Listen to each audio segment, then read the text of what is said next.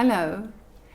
Today we're going to talk about understanding the difference between your conscious and your subconscious mind. As a psychologist, I realized over the years that there is a need for people to understand their emotional problems and how to deal with it. To understand the root cause of your emotional problems, I need to first explain the function of both the conscious and the subconscious mind to you. I will try to explain some complex psychological concepts in a simple way. This will help you gain more insight into the way your own conscious and subconscious mind works. We all have collected emotional baggage during our lives that is stored in the subconscious, and therefore it is important for you to understand your subconscious mind. From conception, from the egg and the sperm got together, we are a living being, and our subconscious starts to record everything in and around our world. Conscious development starts only after birth and is a very slow process, as we see in babies how they slowly develop. In very simple terms, you can think of your brain as an entity that is divided into two parts, the conscious brain and the subconscious brain. What happens when we are experiencing an event, when stuff happens to us? It gives, let us give it a percentage, say for instance 100%. It's one incident that happened to you.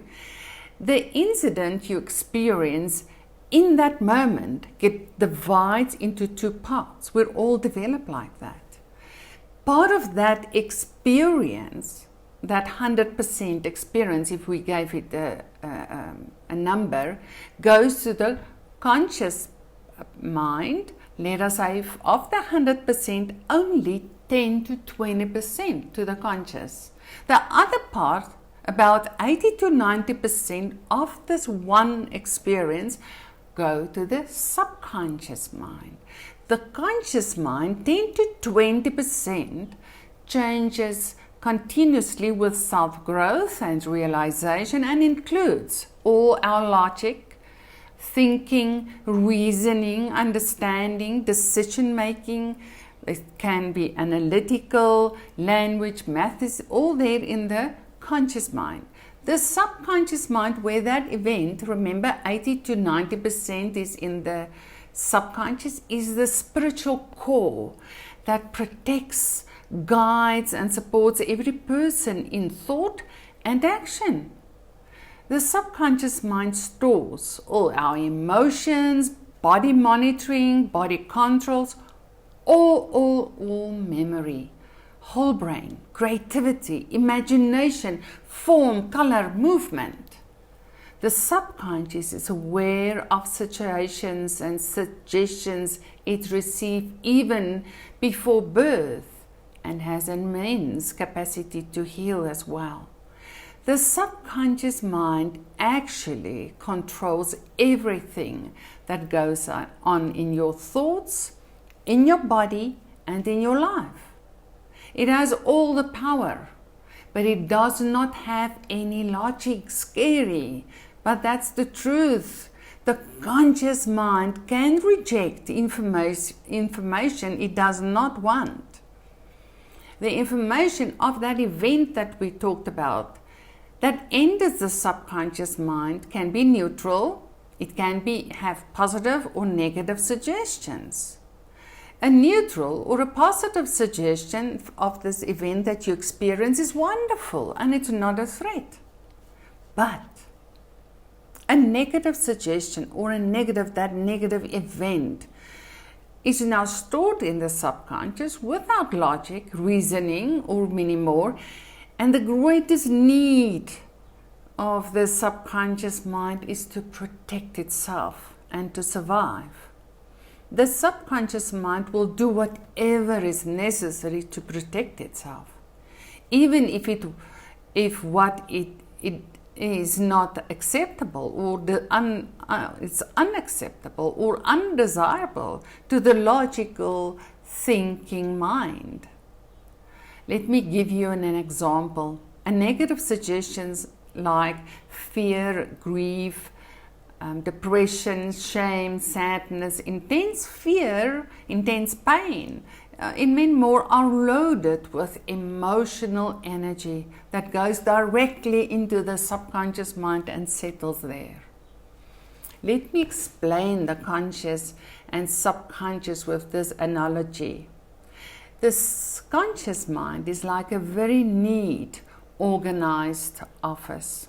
Stuff is organized in files with names, dates, alphabet, neatly in this cabinet. The subconscious is like an untidy storeroom. You stand outside the door of the storeroom, just throw the stuff in, close the door. Information is just stored without any logic, thinking, or understanding in the subconscious. Information stored gathers together. It recognizes the same emotion. It's like the saying, the same as the saying, birds of a feather flock together. The same emotion recognize, here's another event, come in, you look the same as me, sit with me. In other words, the same emotions attract that same emotion, and it starts to grow. So let me explain with an example. In the subconscious, the fear emotions gather together, happy emotions gather together, angry emotions gather together. It's not the same event, it's the same emotion. There's many more, they all do the same. So without conscious knowing, this build-up of the same emotions in the subconscious create now belief in the subconscious, remember, without any logic. The same emotions that gather after a few times experiencing that same emotions, subconscious creates now a real problem. Conscious not aware of what's going on in the subconscious. So if the conscious mind can look into the subconscious, it will identify that it is not real, but it cannot look into the subconscious. There's a brain barrier in the subconscious preventing conscious mind from seeing in there. Remember, the strongest urge of the subconscious is to survive. So when the subconscious mind feels threatened, it puts up a wall of protection as a barrier or defense mechanism against the stress it's feeling. This barrier stops the conscious mind from knowing anything about information stored in the subconscious. This means you can't see or understand the information in your subconscious that causes the problem. Because the conscious mind does not know the information stored in the subconscious mind, we cannot use it to change the wrong perception that have formed there. Subconscious then develops symptoms like depression, aggression, anxiety, eating disorders, relationship problems, bedwetting, phobias, low self-esteem, learning difficulties, illnesses, many more symptoms. Subconscious develops the symptoms sometimes as a reminder that there is a problem in the subconscious, or it is better to have this problem than to deal with the issue in the subconscious. In other words, the person would rather have the symptoms than have to face the real issue or problem, in which cases can be worse than the symptom. Let me give you an example. It is better to have depression or anxiety than to tell anyone I was molested as a child. Or it is better to be overweight than to deal with the rejection in my relationship. Or it's better to have my illness than to deal with issues carried for as long as I can remember and deal with it, many more. This results in creating habitual ways of thinking, behaving, or feeling.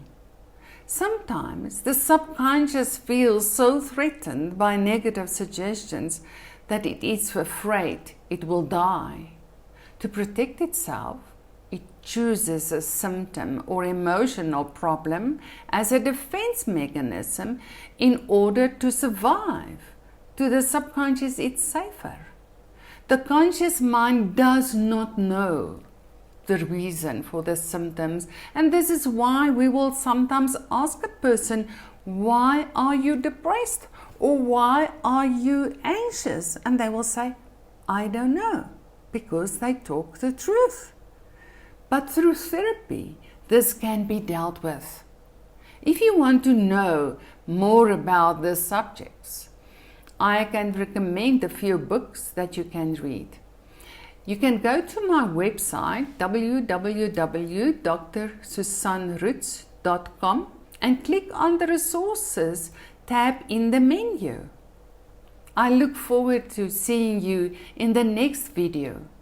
In my next video, I will be talking about how to get into the subconscious mind, and we'll be focusing more on hypnosis, or rather focus therapy. I per se choose the word focus therapy before the word hypnosis, because hypnosis has so many wrong thoughts about it.